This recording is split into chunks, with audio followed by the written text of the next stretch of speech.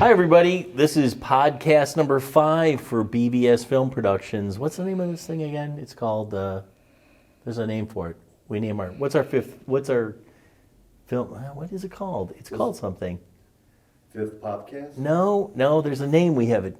Final Cuts. That's it. Final Cuts. Well, that's the name of our newsletter, too. So anyway, Final Cuts is what this is. It's Well, you better start it over again. No, I want to talk about right through it. So Final Cuts is the name of the newsletter. I totally forgot that. So, and it's also the name of our podcast. Final Cuts means what?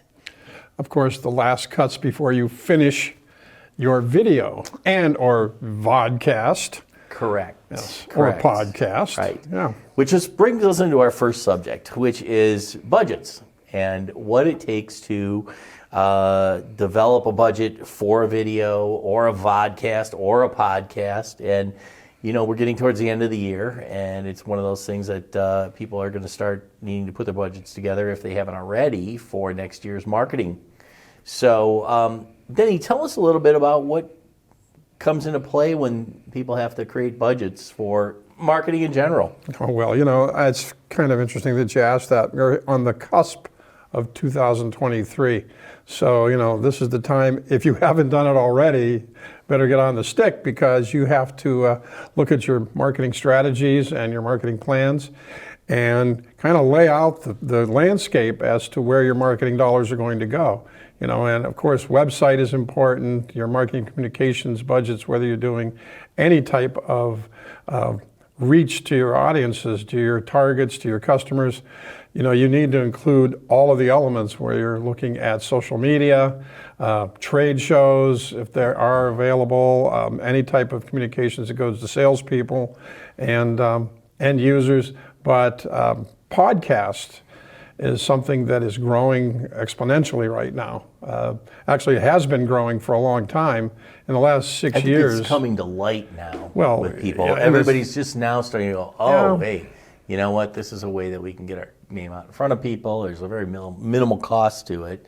Well, the only real minimal cost you have is setting up a microphone and a camera and good lighting. Yeah, and there's tons of software out there that disseminate it to wherever you want to go. But you need a topic, and you need to have something that's going to reach people with information. And you have to look at what is that information and how important it is to the audience you're speaking to. I was saying in the last 6 years, the growth of podcast has been off the charts. I mean, you look at some of the top 10 most popular podcasts right now in 2022, top of the list, Joe Rogan, a little controversial, but it's information. It's value of thinking that, you know, what are the words that are kind of working with these top podcasts? Look, Crime Junkie is another one. My Favorite Murder. You look at some of these topics, it's the shock value. It's also just even transferring it over to mass television, crime stories, sex, the truth, if you call it the truth, because sometimes people want to put out the truth, then it's not necessarily the truth, but it becomes misinformation. So there's a lot of people that are interested in learning of what's going on, but they're also fascinated by stories of interest that go into those categories, like crime and love life and gossip and those types of things. But let's take it back into the business world. The business world is perhaps instructional, you know, in terms of what you can convey to your customers. What can you teach them or have them learn about your products or company that's informative to them, but they want to listen about more. You know, it could be a step-by-step type of discussion in a podcast of, hey, you know what, we built this product and here's how we did it. Yeah, you know, solve a problem. You solve a problem for a customer. Here's the inside secrets to how we really got this onto the marketplace. You know, things like that. So going back to budget and things of that nature. So if we're looking at a budget for, you know, doing your marketing, or let's go specifically for video. Okay. One other thing to think about is, in addition to podcasts, there are vodcasts, and vodcasts are basically video formats of your podcast, and that's an important factor. The other thing is editing your your vodcast and your podcast for all the little things that could pop up and getting your commercials in there and whatnot. So where was my train of thought going? Well, I think when you say a vodcast, what we're doing right now is a vodcast. Correct. And so, and a podcast. And it's a podcast, right. But video-wise, it can also be supported with B-roll. There's our conversation going on, but in terms of being able to support that conversation, if we're talking about particular subjects or locations or anything that might relevantly go towards a video support, then you can use the B-roll to kind of support what you're talking about. Going back to budget. So a budget could really, you know what, if you're doing this out of your house and you're starting out, you might have a couple $100 involved with doing your podcast. They're very inexpensive to put out. And you put them out raw and see what happens, But when you get, I think, to the next level, when you get to you want to do this as a business or you start getting a lot of followers, what we're finding out is a lot of these vodcasters, they like doing the podcast, but they don't like editing them and they don't like disseminating them and getting them out in front of the public. Right. So we've kind of found a nice niche where, we're starting to see them come to us and say, hey, it's actually a whole industry. There's many groups out there doing it, but you'll send them the footage, they edit it, make it look really cool, and send it back to you. Some do it overnight, others do it within a handful of days. But it's a kind of a win-win for everybody. It's a win-win for the people that are doing the podcast, and it's also a win for the groups that are producing the podcast for them. Because it's a steady business and they get steady results. Well, I think nice. the initial investment, if you have an iPhone or a Galaxy, the latest models really, have excellent quality in video, and and the ability to capture it in different types of light.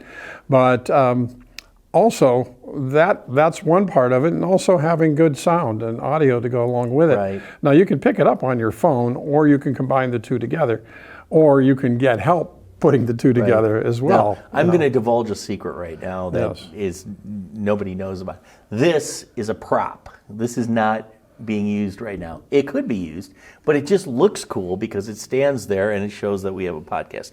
What's really being used for us are these little mics right here. And these are like little lapel mics that you can use. Right. You could look at them and that's where they are. We also have some other cool mics up here. I don't know if Eddie can get a shot of those. The booms. So, the boom mics. Yeah. Basically, that's another way that you can do it. It's a unidirectional mic that shoots down and only picks up we also have voices. We have some very nice side lighting here as well, with LEDs, and that's the next level. Right.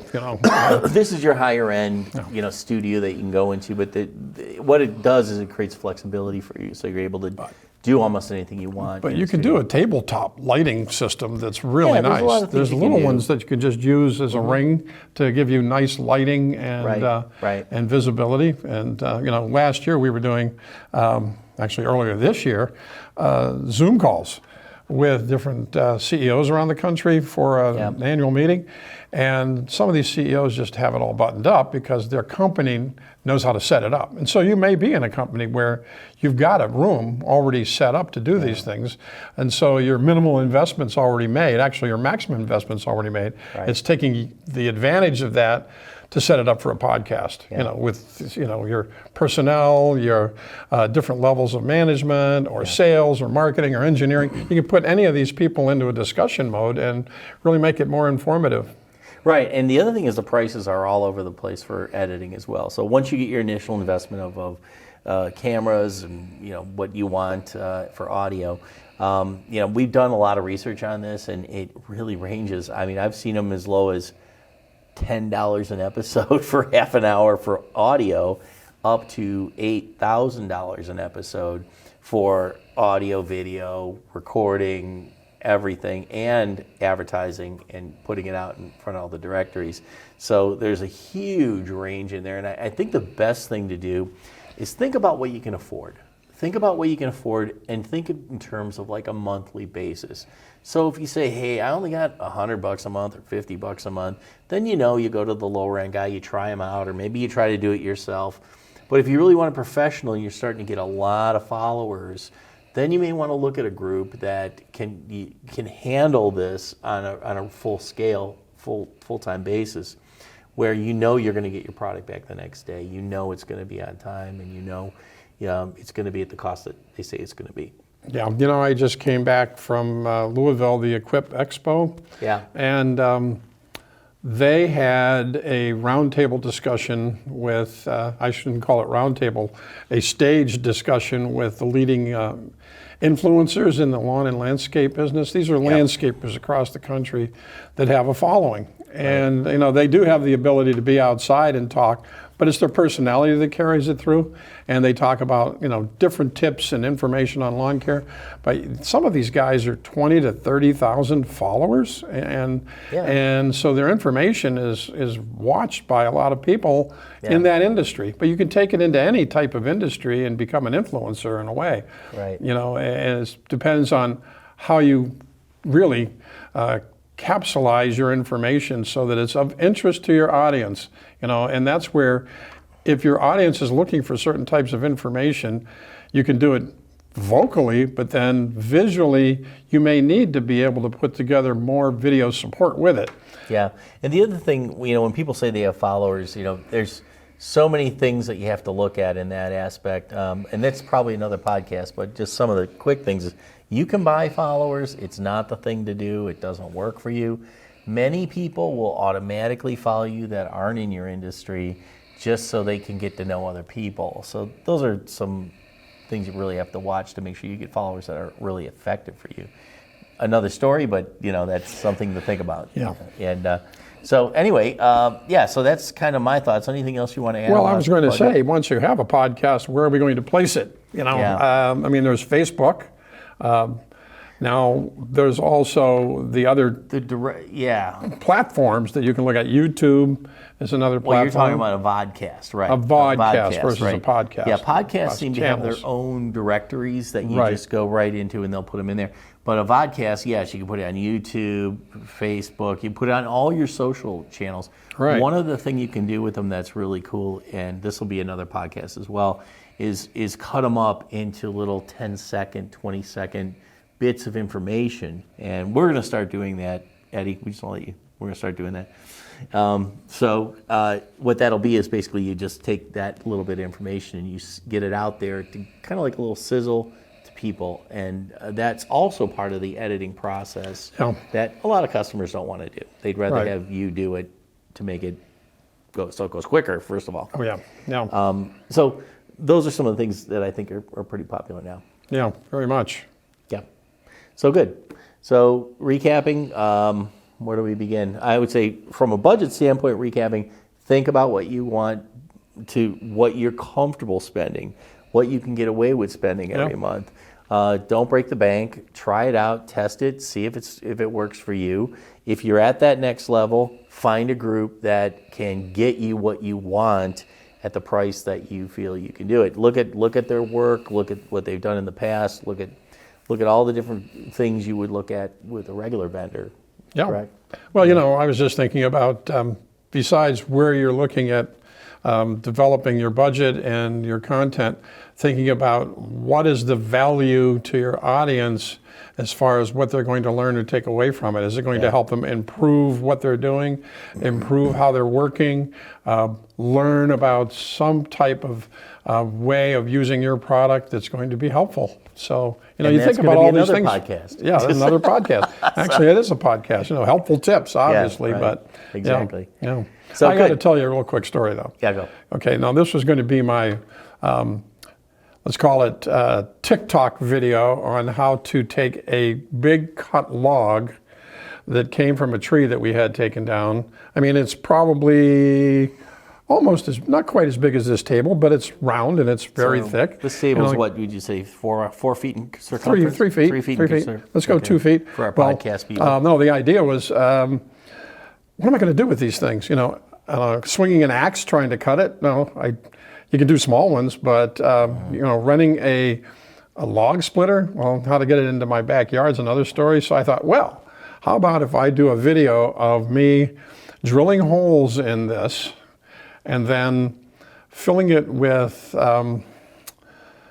tiki fluid, tiki torch fluid, and all the little holes in the tiki torch fluid, and then setting them on fire so that it would burn out the inside. Oh. Actually, didn't work. But what did work, it really made a nice, you know how you have these backyard fire pits? It made a really cool, with all the holes in it, tiki torch. So it's tiki torched out of a round log, but it's an informational kind of like how they do that. If you look at a lot of TikTok videos, you'll see that wait until the end type of approach. You know, you start with it, and then it's like, okay, what's going to happen next? What's going to happen next? And so many people are trying to get themselves out there. There's nothing on the end. Oh yeah, it goes to the none. It goes to the nothing. But it's the anticipation of what the answer is going to be. So sometimes in setting up your content, you think about what is the question I'm going to raise, and how am I going to answer it in my conversation or in my video. So I'm just throwing that out there, but I may have to post that, and you can check out my tiki torch log. That'll be good. Let's see. All right, great. I know we didn't stop to talk about our sponsor, so we're going to do that now, and then we're going to say goodbye. BVS Film Productions develops company videos for some of the largest corporations in the world. From healthcare to industrial, we've got you covered. So contact us at 440-653-9911 or info@bvsfilmproductions.com to see how we can help your company with all of its video content marketing needs. Okay, we're back. Goodbye. Have a great day. Visit bvsfilmproductions.com or email info@bvsfilmproductions.com to find out more.